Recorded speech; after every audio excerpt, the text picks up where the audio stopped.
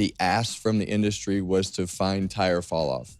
Now, I will tell you, Bristol has been pretty tricky. And if it was at 2 p.m. on Sunday, we would have had no tire issues because the sun would have been out and the surface has to be a certain temperature for those tires to last, which is something very new.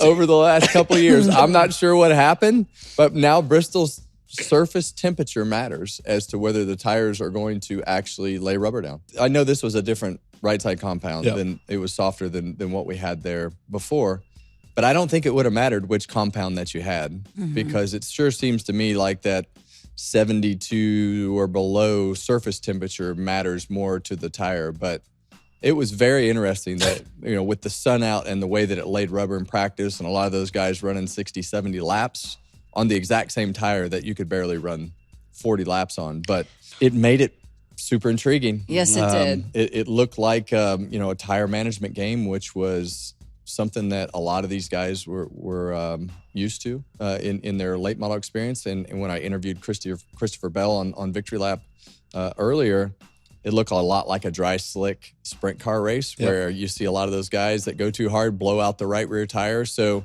there's a lot of, the dirt guys can equate it and compare it to that. I think that a lot of the asphalt only guys that grow up only on asphalt can relate it to a late model stock race or a heavy tire wear place where you have to save the tires. So it turned pretty intriguing. That first run had to be super confusing for guys because of the fact that they practiced and didn't think they were going to have any issues.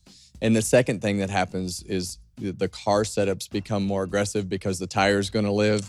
And then you go into the race, and I think we saw it with a lot of the Hendrick cars. I mean, those guys, their cars fell off more than anybody's because I would assume that the setup was probably a little more aggressive with the decisions that they made Friday night.